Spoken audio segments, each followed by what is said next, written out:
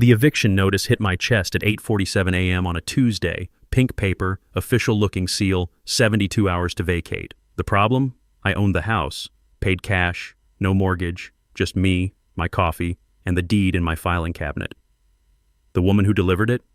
Brenda Colwich, our HOA president. Late 50s, helmet of blonde highlights, leopard print cardigan that screamed, "I need to speak to your manager." She had 2 hired security guards flanking her like she was serving a warrant. "This neighborhood has standards," she announced loud enough for my neighbors to hear, "and you clearly don't meet them." I didn't argue, didn't even stand up, just took another sip of coffee and smiled. Because what Brenda didn't know, what she was about to learn the most expensive way possible, would destroy her completely. Drop a comment. What would you do if someone tried to steal your own home? And tell me where you're watching from. HOA horror stories know no borders. Let me back up.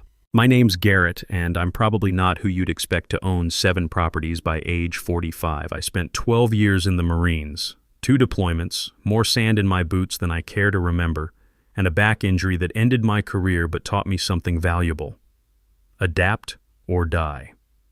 The Corps gave me a skill set, a modest pension, and a VA loan I intended to use wisely. 2019, I bought my first house in Pinecrest Meadows, a planned community just outside Charlotte, North Carolina. 3-bed ranch, nothing fancy, but it was mine. The day I closed, I stood in that empty living room and felt something I hadn't felt in years. Peace. The kind that comes from owning a piece of ground nobody can take from you. Turns out I loved renovation work. Therapeutic, really. Ripping out old carpet, patching drywall, the satisfying bite of a drill sinking screws into fresh lumber. I'd spend weekends at Home Depot, learning from YouTube videos, turning my house into something better than what the builder left behind. Then I discovered something interesting. Foreclosures, estate sales, distressed properties right here in Pinecrest Meadows, selling for 60 cents on the dollar. Over 4 years, I quietly bought 6 more, all rentals, all well-maintained, all generating income that let me sleep easy at night. I kept it quiet. Used an LLC, Summit Holdings NC, generic enough that nobody connected it to me. My tenants were good people. A teacher, a nurse, a retired couple, a young family. Properties stayed clean, rent came in on time, and I stayed under the radar. Pinecrest Meadows itself? Pretty standard suburban development. 140 homes, built mid-2000s, mostly middle-class families and retirees trying to enjoy their golden years. The HOA was mandatory, $85 a month for lawn care in common areas, a pool nobody used, and a clubhouse that smelled like old coffee and broken dreams. For years, the HOA board was essentially invisible. Previous president was this retired accountant who rubber-stamped everything and moved to Florida in 2023. The vice president didn't want the job. Nobody else ran, except Brenda.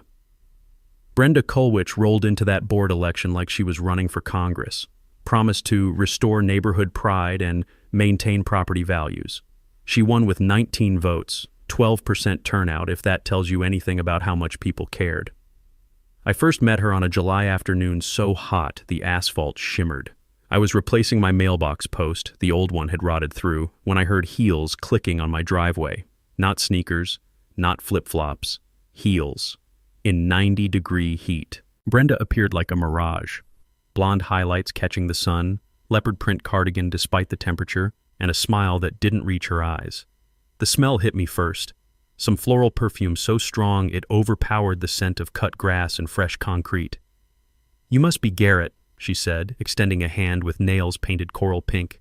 "I'm Brenda Colwich, your new HOA president. Just wanted to introduce myself and make sure you're aware of our community standards." I shook her hand. Firm grip, practiced. "Nice to meet you. Standards?"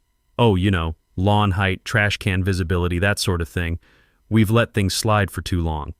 Her eyes drifted to my truck, a 2015 Ford F-150, work vehicle, nothing fancy. "That's not a commercial vehicle, is it?" "Personal use," I said. 3/4 ton, no signage. She made a note on her clipboard, actual clipboard. "Well, I'll be in touch. Welcome to the new Pinecrest Meadows." But she clicked away, leaving behind the fading scent of flowers and something else. Trouble. The kind you can feel in your gut, the kind the Marines trained me to recognize. I should have trusted that instinct. 2 weeks later, the first violation notice arrived. The notice came certified mail, always a bad sign. Thick envelope, official HOA letterhead, the works. Notice of violation. Commercial vehicle parked in residential driveway in violation of CCNR Section 4.7b. You have 10 days to cure this violation or face fines of $50 per day. I read it twice. Then I pulled out my copy of the CCNRs, the covenants, conditions, and restrictions that govern the HOA. Every homeowner gets one at closing. Most people never read them. I had, twice. Once when I bought the house, and again at 2 in the morning when I couldn't sleep. Section 4.7b prohibited commercial vehicles over 1 ton or bearing commercial signage. My truck was 3/4 ton. No logos, no lettering, no company name, just a slightly dusty blue F-150 I used for Home Depot runs. I took photos, typed up a polite email to Brenda with attachments, cited the specific language, and hit send. Her response came the next morning, exactly 4 sentences. The board has reviewed your appeal and determined that the violation stands. The HOA retains discretionary authority in all enforcement matters. You have 8 days remaining to comply. Discretionary authority, the 2 most dangerous words in HOA governance. I attended the next board meeting on a muggy August evening, the clubhouse air conditioning wheezing against 90-degree heat. I expected a panel, maybe 5 people, some discussion, actual democracy. Instead, I found Brenda, alone, sitting at a folding table with a wooden gavel that still had the Amazon price sticker on the handle. "Where's the rest of the board?" I asked. "The treasurer and secretary positions are currently vacant," she smiled. "I'm handling all board functions until we can recruit qualified volunteers." 1 person. She was the entire board. Judge, jury, and executioner wrapped in leopard print. I presented my case, photos, truck specs, the exact CCNR language. Took maybe 3 minutes. Brenda didn't even pretend to look at my evidence. The violation stands. Next item on the agenda. Through the clubhouse window, I noticed my neighbor's driveway 2 streets over. Craig Dietrich, one of Brenda's book club friends. In his driveway sat a Chevy Silverado 1500, same weight class as my truck. 0 violations. "What about Dietrich's Silverado?" I asked. Brenda's smile could have cut glass. "Mr. Dietrich is a valued, cooperative resident who understands what community standards mean." Translation: You don't belong here. The Marine Corps taught me one critical lesson. When someone shows you who they are, believe them the first time. Brenda had just shown me exactly who she was. Over the next 6 weeks, violation notices arrived like clockwork. Grass too tall, I measured, 2.7 inches under the 3-inch limit. Garbage can visible too long. Unapproved paint color on my front door, same builder beige from 2010. Wind chime causing noise disturbance. Garden gnome exceeding height limits, measured at 11.5 inches, ½ inch under the 12-inch maximum. Each notice threatened $50 per day in fines. By October, her phantom counter hit $850. My mail carrier started giving me sympathy nods. "What'd you do to piss off the HOA lady?" she asked one morning. "Existed," I said. I hired Consuela Verne, a solo practitioner who specialized in HOA disputes. Sharp woman, $250 an hour, worth every penny. She drafted a cease and desist letter citing selective enforcement, lack of due process, and harassment patterns. Brenda's response came from the HOA's big downtown law firm. "Mr. Garrett's allegations are meritless. The board reserves all enforcement rights. Further frivolous correspondence will be met with appropriate legal action." Then another violation. My mailbox post was faded and deteriorated. It was pressure-treated cedar, naturally weathered to that silvery gray color landscapers charge extra for. It was supposed to look like that. The fine counter hit $2,200. Consuela warned me, "You're legally right on every single violation, but HOA litigation is expensive and slow. Sometimes the smart move is just to comply." But I'd spent 12 years in the Corps learning one truth. Bullies don't stop when you give them what they want. They stop when you make them stop. I remembered reading about North Carolina Statute 47F3 118 years ago when researching investment properties. Property owners can request HOA records with 10 days written notice. The HOA has to comply. Refusal means penalties, court orders, even personal liability for board members. I drafted a formal request, meeting minutes, financial statements, contracts, violation records for the past 3 years, sent it certified mail. Brenda's response came on day 9. All financial documents are currently undergoing audit and unavailable. Other materials will be provided when the audit is complete, estimated 60 to 90 days. 60 to 90 days. For records that should have been ready to go. Translation: I'm hiding something. I posted in the neighborhood Facebook group. Anyone else dealing with HOA violations lately? 47 comments in 3 hours. Iris, my 70-something neighbor, messaged privately. Brenda cited me for weeds. They're native pollinator plants I've had for 5 years. I saw her at the mailbox the next day, hands trembling as she clutched another pink notice. The Nguyen family got dinged for a portable basketball hoop they only used on weekends. Meanwhile, Brenda's book club friends had RVs parked for months, dead lawns, sagging fences. Not a single violation notice among them. I ran into Iris at the hardware store. She looked exhausted, voice dropping to a whisper. Brenda keeps mentioning a buyer for my house. Said her cousin runs a flipping company. Her hands shook as she gripped her purse. That's when it clicked. This wasn't petty tyranny. This was a scheme. Harass people until they sell, steer properties to connected buyers, collect kickbacks. I drove home with cold fury settling in my chest. Game on. Late November, the pink paper finally arrived. Not a violation notice this time, an eviction notice.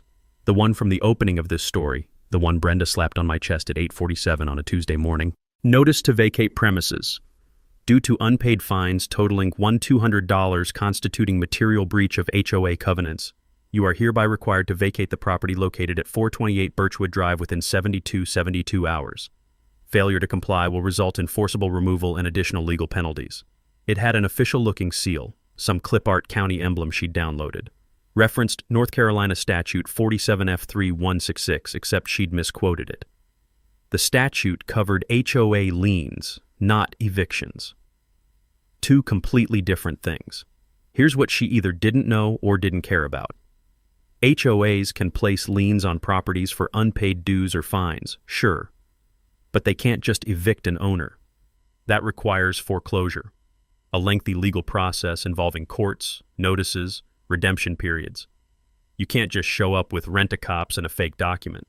But the notice looked official enough to scare someone who didn't know better. Brenda stood in my driveway with 2 security guards she'd hired, polo shirts with Pinnacle Security Services embroidered on the chest, earpieces that probably weren't connected to anything. The morning sun caught her hairspray, creating a blonde halo effect that would have been angelic if her eyes weren't so cold. The smell of diesel exhaust hung in the air from their idling van. One guard shifted his weight, clearly uncomfortable. The other stared straight ahead like he was guarding Fort Knox instead of harassing a guy drinking coffee. I'm sure this is just a misunderstanding, Brenda said, voice dripping with fake concern. But the lawyers will sort it out. You should probably start packing. I took another sip of coffee, let the silence stretch, watched her smile falter just a fraction. I'll take it under advisement, I said finally. She blinked. Excuse me? I said I'll take it under advisement. Have a nice day, Brenda. I walked inside and closed the door. Watched through the window as she stood there, mouth slightly open, before clicking back to her car in those ridiculous heels. First call, Consuela. She answered on the second ring. Please tell me you're looking at what I think you're looking at, I said. If you're looking at a fake eviction notice, then yes. Email me a photo. I heard her laugh, dark, humorless, when the image came through. Garrett, this is fraud. She's impersonating legal authority. You could file criminal charges right now. Not yet, I said. I want to see how far she'll go. Second move, I posted the fake eviction notice to the Pinecrest Meadows Facebook group. Just the image, no commentary, caption. Anyone else getting these? The comments exploded. 47 in the first 3 hours. 12 other families shared similar harassment stories. Bogus fines, threatening letters, pressure to sell. Brenda's allies called me a troublemaker, accused me of stirring drama and hurting property values. But the neutral residents started asking questions. Good questions. Hard questions. One supporter, Dell, a retired electrician with arms like tree trunks and a mustache that belonged in a 1980s cop show, sent me a private message. Check the HOA financials. Something's off. I've been here 9 years, and we used to have money for actual improvements. Now Brenda claims we're broke. I pulled up my records request again. Still no response after 60 days, well past the legal deadline. Time to dig deeper. North Carolina requires HOAs that elect certain tax treatment to file Form 1120H with the IRS, a simple return showing income and expenses. And here's the beautiful part I'd learned years ago when researching investment properties. Those filings are public record. You can search them on the IRS website if you know where to look. I found Pinecrest Meadows HOA's filing within 20 minutes. The numbers made my coffee go cold. Total dues collected, 2022-2023, approximately $142,000. That's 140 homes at $85 a month for 2 years, roughly. Math checked out. Total expenses claimed for landscaping, $89,000. I called the actual landscaping company listed on the checks, Greene County Lawn Care, asked for their contract amount. Pinecrest Meadows? Yeah, we do their common areas. $31,000 a year, same rate since 2020. $89,000 claimed, $31,000 actual. That left $58,000 unaccounted for. I spent that night cross-referencing every check image in the records I'd finally received. Consuela had threatened a lawsuit, and suddenly the audit completed. Each payment to Greene County Lawn Care was actually made out to a different company, Pinecrest Property Solutions, LLC. Google search, Pinecrest Property Solutions, North Carolina. Registered agent, Kenneth Colwich, Brenda's brother. I sat back in my kitchen chair, coffee long forgotten, laptop screen glowing blue in the darkness. The smell of burned coffee filled the room. I'd left the pot on too long. $58,000 funneled to a shell company run by Brenda's family. My phone buzzed. Dell again. Emergency HOA meeting scheduled for next week. Brenda's calling a vote to raise dues 40% to cover legal fees defending against frivolous challenges. Translation, you. Another text, this one from Iris. She's going to make you the villain. Be careful. I texted back. Let her try. Because what Brenda didn't know, what she was about to discover, was that I'd been preparing for this moment since that first ridiculous truck violation. I opened my property records folder. 6 deeds, all held under Summit Holdings NC LLC. 6 properties in Pinecrest Meadows that nobody knew I owned, including 349 Cypress Lane, Brenda's rental. I pulled up her lease agreement. Standard 1-year term, signed 14 months ago. She'd gone month to month after the initial period. Current status, 2 months behind on rent, November and December unpaid. My property manager had been lenient, not knowing about the HOA drama. I called him. The tenant at 349 Cypress, send the standard 10-day pay or quit notice. If she doesn't pay, we file eviction. You sure? It's almost the holidays. I'm sure. Business is business. I didn't tell him who the tenant was. Didn't need to. The process would play out exactly the way it was supposed to. Legal, documented, ironclad. Brenda wanted to play eviction games with fake notices and intimidation tactics? Fine. Let me show her what a real eviction looks like. The emergency meeting notice hit mailboxes exactly 48 hours before the scheduled date, the legal minimum under North Carolina HOA law. Brenda knew exactly how to skirt the rules without breaking them, but she also sent something extra. A glossy flyer, full color, printed on heavy cardstock with a fake patriotic red, white, blue border, protecting our community from outside agitators. Below the headline, a photo of my truck, unflattering angle, emphasis on a minor door ding, captioned, "Commercial eyesore degrading property values." The text implied I was some faceless investor type who doesn't care about neighborhood values and whose frivolous lawsuits were costing the HOA thousands in legal fees.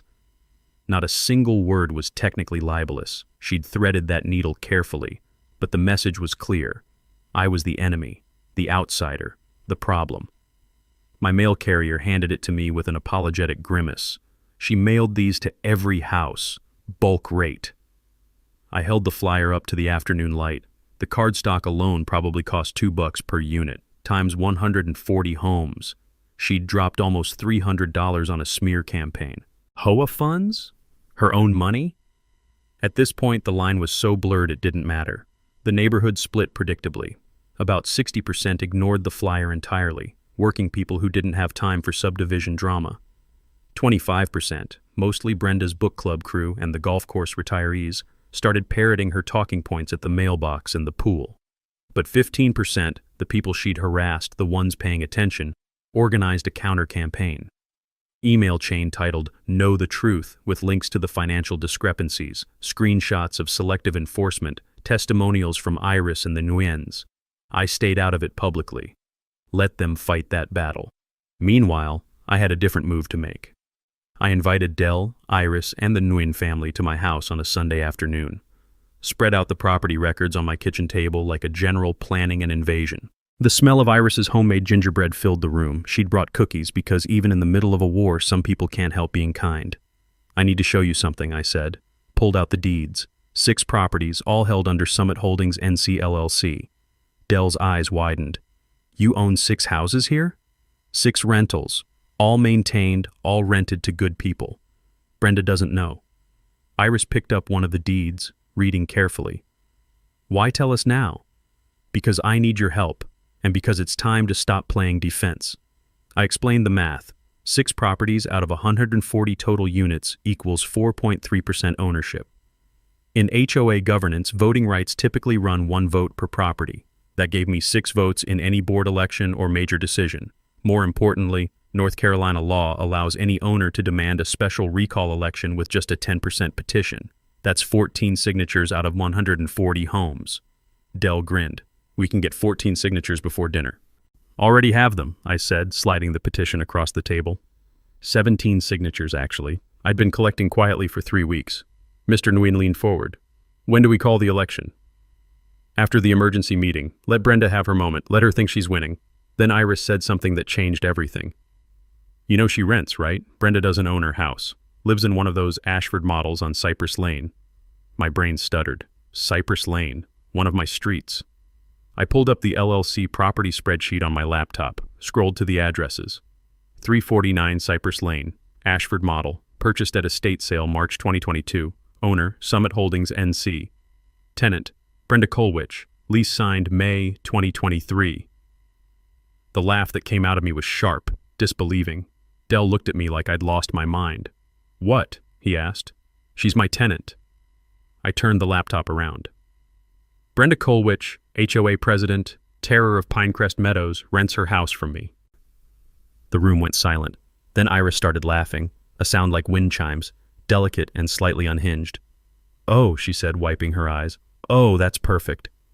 It was perfect. Almost too perfect. I reviewed Brenda's lease that night after everyone left. Standard residential agreement, 1-year initial term, now month to month.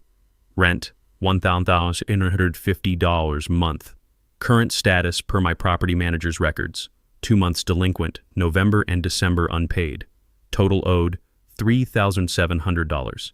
The lease included a standard clause prohibiting conducting business from the premises without prior written consent. Brenda had been using her rental as the HOA's unofficial office, storing records there, hosting board meetings in her dining room, using the address on official HOA letterhead. Clear lease violation. I called my property manager. Draft a 10-day pay or quit notice for 349 Cypress. Standard language, but don't serve it yet. Hold it until I give the word. You sure about this? Eviction right before Christmas?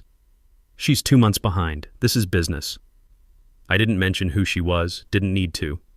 The process would unfold exactly as designed. Legal, documented, inevitable. But I wouldn't serve the notice yet. That card stayed in my pocket, because the emergency meeting was in 3 days, and I wanted to see exactly how far Brenda would push before I pushed back. The night before the meeting, Brenda sent one final email blast to all residents. Tomorrow we vote to protect our neighborhood. Every voice matters. I hit reply all. Kept it simple. I agree. See everyone at 7 p.m. Dell forwarded me a screenshot 20 minutes later. Brenda's group text to her book club. He won't show. Cowards never do. I set my alarm for 6:30 a.m., laid out my clothes, printed 3 copies of the financial audit summary. Then I slept like a baby.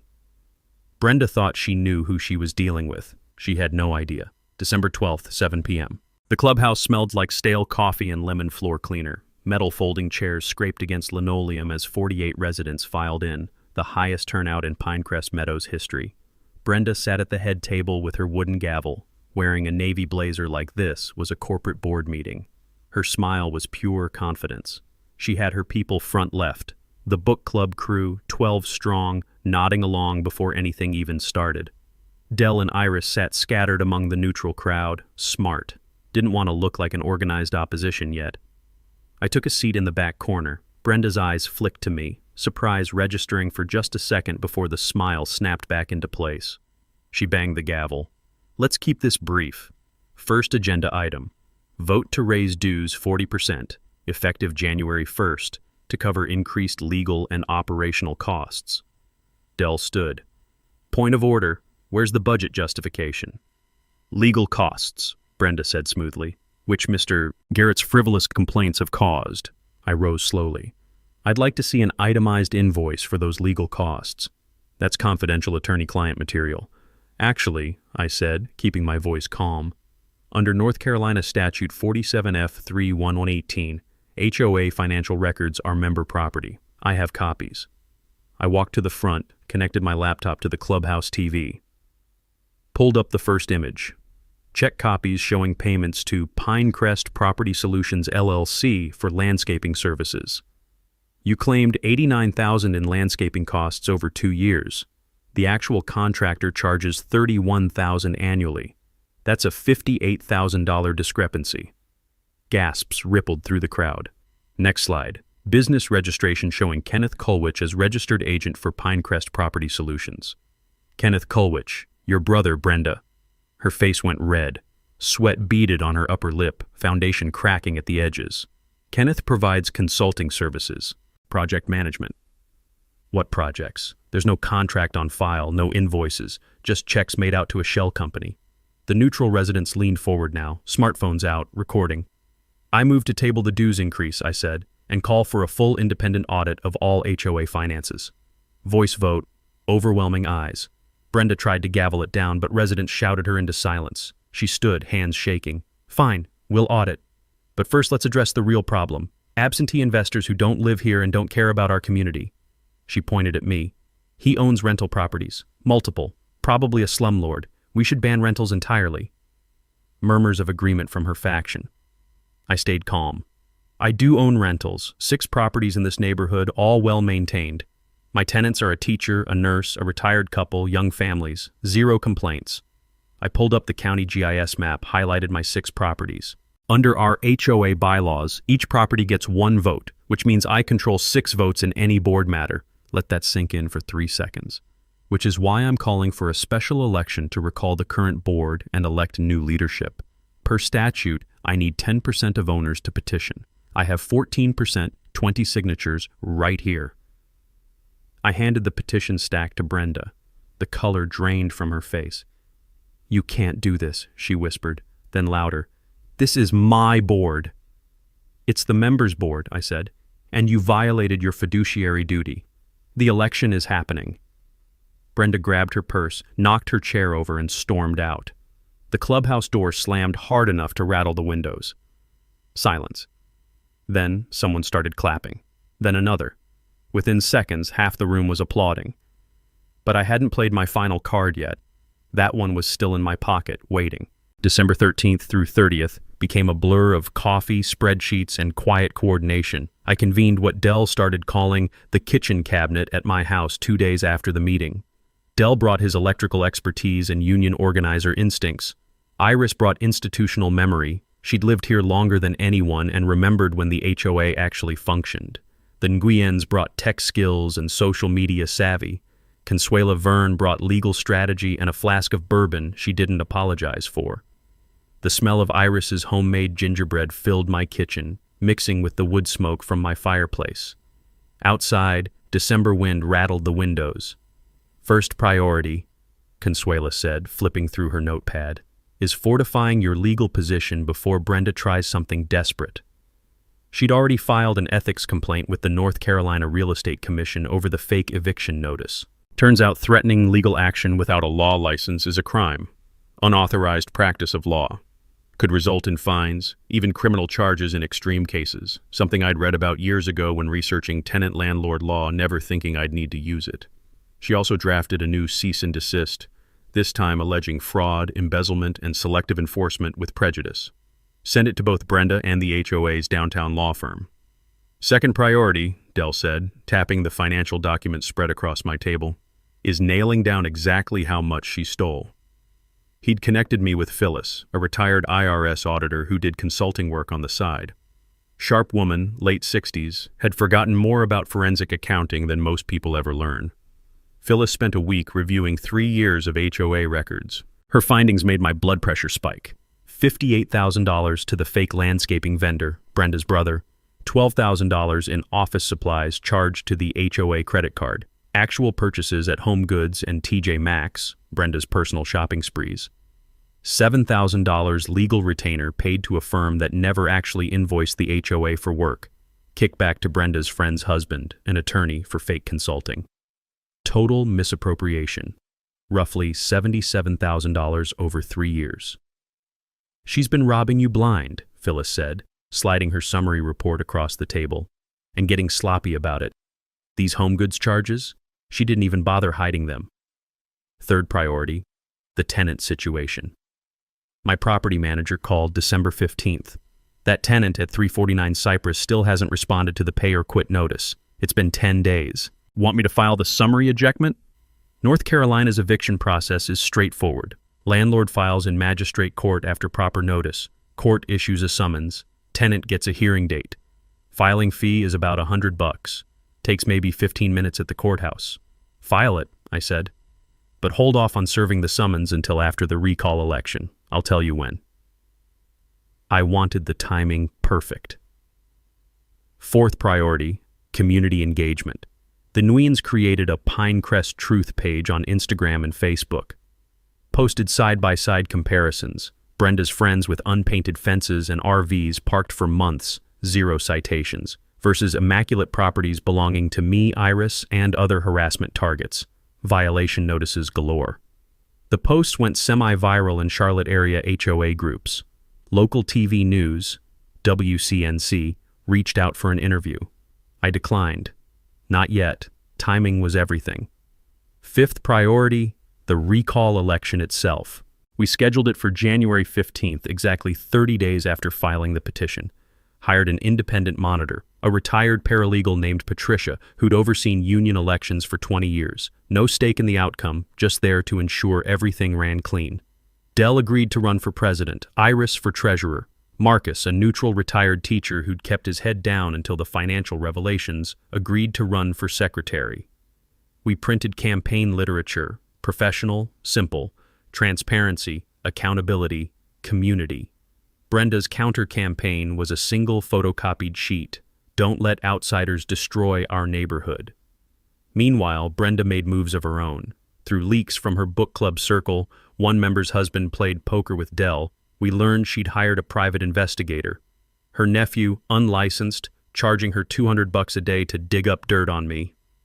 He found nothing. Honorable discharge, clean credit, taxes paid, 0 criminal history. The most exciting thing in my background was a speeding ticket from 2018. She also tried to amend the CCNRs via emergency board resolution to ban rentals retroactively. Consuela shut that down immediately. CCNR amendments require a 75% supermajority vote of all owners. A board can't just change the rules unilaterally. Christmas week, things got quiet. Too quiet. I decorated my house, white lights, simple wreath, and received an anonymous card in my mailbox. Thank you for standing up. A grateful neighbor. The handwriting was shaky, probably Iris. The card's embossed snowflake caught the porch light as I turned it over. Same day, Brenda's lawyer sent another threatening letter. Defamation suit if I continued spreading lies about Ms. Kulwich's character. I framed it, hung it in my garage next to my Marine Corps flag. By this point, her legal threats were like spam emails. I just archived them and moved on. January 14th, the night before the election, I couldn't sleep. Lay in bed listening to winter wind rattle the windows. Digital clock glowing 3:47 a.m. This had stopped being about my truck 6 months ago. Now it was about every person Brenda had bullied, every family she'd pushed, every elderly homeowner she'd targeted for her flipping scheme. I checked my Ring camera. The street quiet, no sabotage attempts. Tomorrow we'd find out if democracy still worked in a place as small as an HOA. January 3rd, I woke to find my truck keyed. Deep scratches carved down the entire driver's side, metal showing through the blue paint like exposed bone.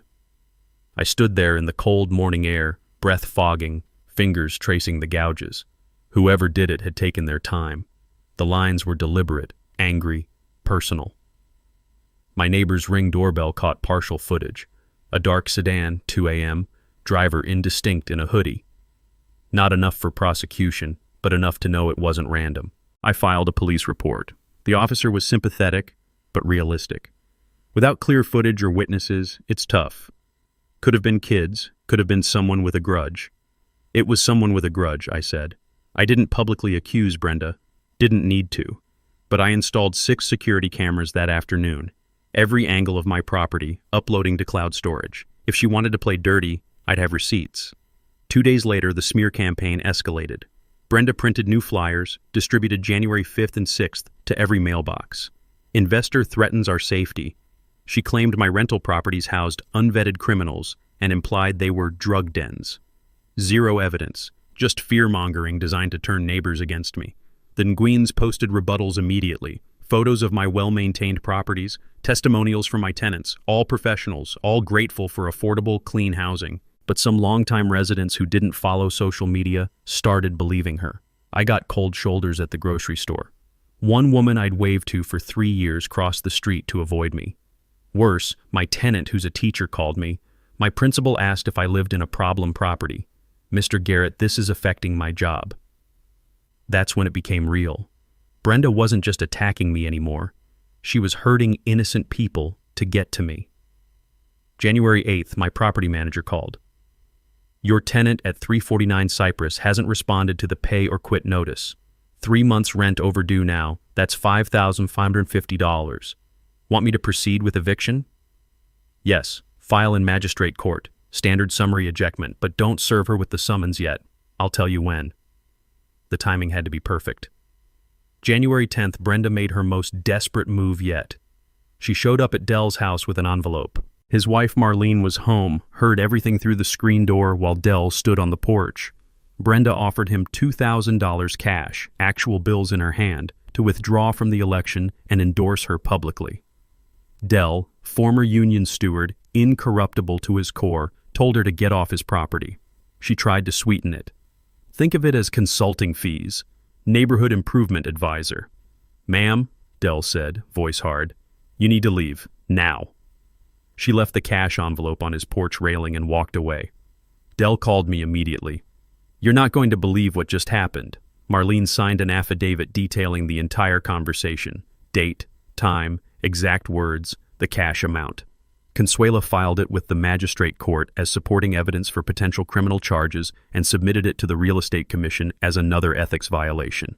Bribery, embezzlement, fraud, harassment. Brenda was racking up charges like speeding tickets. January 12th, 3 days before the election, I had a chance encounter that almost broke my discipline. I was at the gas station filling up when Brenda pulled into the pump opposite mine. The smell of gasoline hung heavy in the cold air, mixing with her overpowering perfume. She got out, saw me, and her whole body went rigid. Then, loud enough for other customers to hear, "You've ruined this neighborhood. I hope you're proud of yourself." I didn't look up from the pump, just kept watching the numbers tick higher. "You're a parasite," she continued, voice shaking. "You don't even live in half those houses. You're just using us." I finished pumping, replaced the nozzle, finally looked at her. "And you don't even own yours," I said quietly. She froze, face going white, then red. Her hands trembled as she fumbled her credit card at the pump. She knew that I knew. I got in my truck and drove away, watching her in the rearview mirror, standing there alone, card still in her shaking hand. The next day, January 13th, Brenda sent an email to all residents claiming the election was postponed due to procedural errors. Complete fabrication. Patricia, our independent monitor, immediately sent a correction. "Election proceeds as scheduled, January 15th, 6 p.m. Ignore all misinformation." That night, WCNC aired their segment. 4 minutes of devastating coverage. The fake eviction notice, financial discrepancies, interviews with Iris and me. The reporter, Kendra, had done her homework. The clip went viral. 300,000 views in 18 hours. At 11:30 p.m., Brenda posted an unhinged Facebook rant, all caps, typos, calling me a liar and thief and destroyer. Threatened to expose the real truth, but provided nothing except vitriol. Even her book club friends started backing away quietly. I slept fine that night, let her spiral, let her rage. Because tomorrow, the community would vote, and the day after that, if necessary, a sheriff's deputy would serve her with eviction papers. Poetic justice had never felt so tangible. January 15th, Election Day. At 4 p.m., exactly 2 hours before polls opened, a sheriff's deputy knocked on Brenda's door at 349 Cypress Lane. I didn't coordinate the timing, pure coincidence. Beautiful poetry. The magistrate court had processed my eviction filing, issued the summons, and the sheriff's civil division served it according to their schedule. But the timing couldn't have been more perfect. Dell texted me a screenshot from the neighborhood watch group. Just saw a cop car at Brenda's. Anyone know what's happening? I didn't respond, just smiled. Brenda knew what it was the moment she saw the uniform. I imagined her opening that envelope, reading, "Notice to appear. Summary ejectment action," seeing my LLC's name as plaintiff, realizing that the man she'd tried to evict with a fake notice was now legally evicting her. An hour later, she arrived at the clubhouse early. I was already there, helping Patricia set up the ballot box and voter registration table. Brenda looked like she hadn't slept in days. Hair less perfectly styled, makeup heavier than usual, trying to hide exhaustion, hands clutching her purse like a shield. She saw me and her jaw tightened. Didn't say a word, just sat at the head table, staring straight ahead. By 6 p.m., the clubhouse was packed. 89 residents, a record that would probably never be broken. Bodies crammed into a space meant for 40, the smell of too many people mixing with burnt coffee and someone's fried chicken takeout. WCNC's camera sat in the back corner. Kendra had gotten permission to film for a follow-up segment. Patricia, our monitor, called the meeting to order, not Brenda. The transition of power was already happening even before votes were counted. Members will vote first, Patricia announced. Candidates may make brief statements afterward while ballots are tallied. Brenda tried to object. As current president, I should... Ms. Kulwich, you're a candidate now, not a presiding officer. Please take your seat. The look on Brenda's face could have curdled milk. Voting took 30 minutes. Paper ballots, privacy screens, the satisfying sound of folded paper dropping into the locked box. Democracy in its purest, smallest form. While the count happened in a side room, Patricia plus 3 volunteer witnesses. Tension simmered in the main space. Brenda sat rigid, arms crossed. Her book club friends clustered around her, whispering reassurances that sounded hollow even from across the room. Dell caught my eye, gave a subtle nod. We'd done everything we could, now it was up to the community. Finally, Brenda couldn't contain herself anymore. She stood, demanded the floor. Patricia sighed. Ms. Kulwich, we're still counting. Before results are announced, these people deserve to know who they're really electing. She pointed at me, finger shaking. He's a slumlord, an absentee investor who doesn't care about this community. Just profit. I stood slowly. I'd like to respond to that. Patricia nodded. I walked to the front, turned to face the crowd. 89 faces, some supportive, some hostile, most just curious. Brenda's partially right, I said. I do own rental properties here, 6 of them. I bought them as investments, yes. But I also bought them because I believe in this neighborhood. I keep them maintained. My tenants are good people, teachers, nurses, families. I take pride in providing quality housing. Pulled out a folder from my bag. But here's what Brenda didn't mention. I opened the folder, held up a lease agreement. She rents one of those properties. From me. Has for the past 14 months. The room went dead silent. You could have heard a pin drop on that linoleum floor. 349 Cypress Lane, I continued. Brenda's been my tenant since May 2023. Currently 3 months behind on rent. $5,550 in arrears. And as of 4 p.m. today, pulled out the second document. She was served with an eviction summons, a real one this time. Legal, proper, filed in magistrate court under North Carolina summary ejectment law. The silence shattered. Gasps, shouts, scattered laughter, some nervous, some vindicated. Brenda's face went purple. That's illegal. Retaliation. You can't... It's not retaliation, I said calmly. It's business. You breached your lease.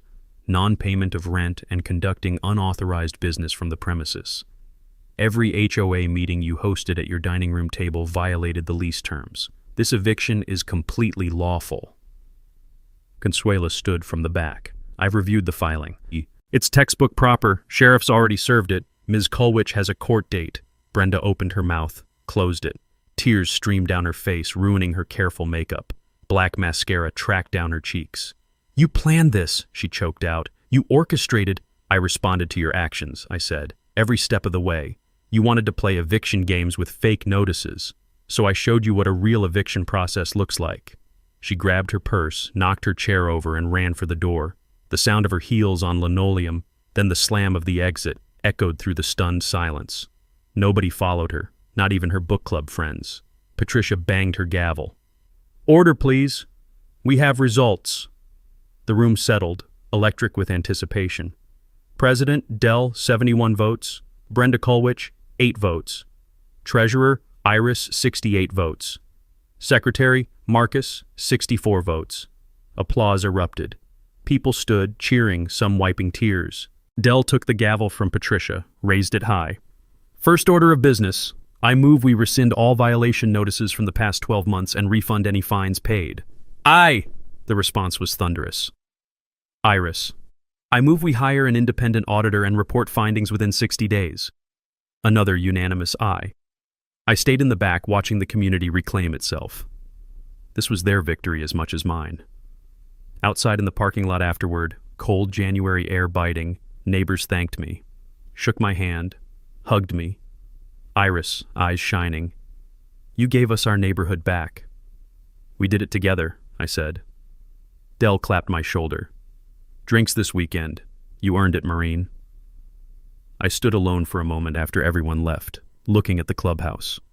Warm light spilling from windows, the building that had been Brenda's fortress, now belonging to the people again. This is what community should feel like. Brenda moved out of 349 Cypress Lane by the court deadline, February 15th, avoiding the formal eviction hearing. She left the place trashed, holes punched in drywall, carpet stained beyond cleaning, broken appliances. I kept her security deposit and billed her for an additional $2,800 in damages. She never paid. Didn't matter. Some victories aren't about money. The independent audit completed February 28th, confirming exactly what Phyllis had found. $77,000 in misappropriated funds. The new board filed a police report. The DA declined to prosecute. White-collar crime, low priority, restitution unlikely. But they filed a civil suit against Brenda and her brother Kenneth. The case settled in June. Kenneth's landscaping company had actual assets. He repaid $40,000 to avoid criminal charges. Brenda declared bankruptcy and paid nothing. She'd already disappeared by then anyway. Last anyone heard, she'd moved to Florida. Probably found some other community to terrorize. But Pinecrest Meadows? We started healing. The new board's first 90 days were transformative. Dues dropped 15% once we cut out the embezzlement overhead. Violation enforcement got a complete overhaul. Photographic evidence required, 30-day cure periods, actual appeals process with witnesses and documentation. In April, we organized a community work day. 60 residents showed up with paintbrushes and work gloves. We painted the clubhouse, mulched common areas, planted native wildflowers in the entrance beds, Iris's idea, for the pollinators. The smell of fresh mulch and paint mixed with spring air, kids running around, neighbors actually talking to each other. It felt like a neighborhood again. I updated all 6 rental leases with something I called the HOA Anti-Harassment Addendum. If the HOA targeted any tenant with frivolous violations, I'd handle all appeals at my expense. Word spread. Other investor owners in the community started adopting the same language. By late March, I was sitting on my porch again, same spot as that November morning when Brenda slapped the fake eviction notice on my chest. But everything felt different now. The scent of dogwood blossoms hung in warm air, the sound of kids playing basketball 3 houses down, the Nguyen's hoop no longer a violation, a neighbor waving from across the street, simple things, normal things, things that should have been there all along. In May, Dell had an idea. Turn the recovered $40,000 from Kenneth's settlement into something good. The board voted unanimously to create the Pinecrest Community Fund, college scholarships for neighborhood kids, home repair assistance for elderly or disabled residents. I donated $10,000 seed money. Felt right. First scholarship went to a high school senior in August, daughter of a single mom who rented one of my properties. Full ride to UNC Charlotte engineering program. The award ceremony was at the clubhouse, the girl's tearful thank you speech, her mom sobbing in the front row. I sat in the back, blinking hard, throat tight. This is what HOAs should do. Iris proposed converting an unused HOA lot into a pollinator meadow and community garden. The board approved immediately. Ribbon cutting in September, 60 residents, local news coverage, kids running through waist-high wildflowers while Dell's raised garden beds stood ready for planting. The headline read, HOA transforms after scandal into model community. WCNC did a follow-up segment in October, Where Are They Now? Kendra interviewed me, Dell, and Iris. Showed the before and after, violation notices versus community gardens, fear versus hope. I told the camera, HOAs aren't inherently bad, but they need transparency, accountability, and residents willing to stand up when things go wrong. The segment won a regional Emmy. I still get messages, emails, Facebook DMs from HOA victims nationwide, people fighting their own Brendas, desperate for advice. Last September, someone from Raleigh reached out with a nearly identical situation, investor harassed by a corrupt board. I spent a weekend writing a detailed guide, how to fight HOA overreach, documentation strategies, legal steps, state-by-state resources. Posted it free online, 40,000 downloads in the first month. But that's a story for another time. January 15th, 2025, exactly 1 year after the election, I hosted an open house at my place. Casual drop-in, 4 to 8 p.m. The smell of chili simmering, cornbread baking, Iris's gingerbread cookies, now an annual tradition. My living room packed with 30-plus neighbors, kids underfoot, Dell manning the chili station, classic rock playing low. Dell raised his beer bottle. To Garrett, for having the guts to say enough. The crowd echoed. To Garrett! I felt my throat tighten, eyes stinging. To all of us. We took our neighborhood back together, Iris added, voice soft but firm, and made it better than before. Standing there in my living room, warm hugs, firm handshakes, someone's toddler grabbing my pant leg, I realized something. This fight was never really about trucks or grass height or eviction notices. It was about dignity, about the right to live in peace without petty tyrants making your life hell. And we won. So here's what I want you to take away from this. If you're dealing with an out-of-control HOA, remember, document everything. Photos, timestamps, emails. You can't fight what you can't prove. Know your state's laws. Most have provisions for record access, recall elections, dispute resolution. Google your state plus HOA statute and read the actual law. Find allies. You're not alone in your neighborhood. Others are suffering too. Power in numbers. Use public records. Tax filings, property records, meeting minutes, most are public. Use them. Stay calm. Bullies want you to blow up so they can paint you as the problem. Stay professional, stay factual, stay relentless, and never make it personal. This isn't revenge, it's justice. Now I want to hear from you. Drop a comment below with your craziest HOA story. What's the most ridiculous thing you've been fined for? What violation notice still makes you laugh or rage? And if you're currently fighting an HOA nightmare, let me know. Maybe we can feature your story and help you win. If this story gave you that justice satisfaction you came here for, hit that subscribe button. We cover everything from HOA battles to landlord-tenant wins to small claims court victories. Ring the bell so you don't miss the next one, because trust me, the stories get wilder from here. Until next time, know your rights, stand your ground, and never let the Karens win. Peace.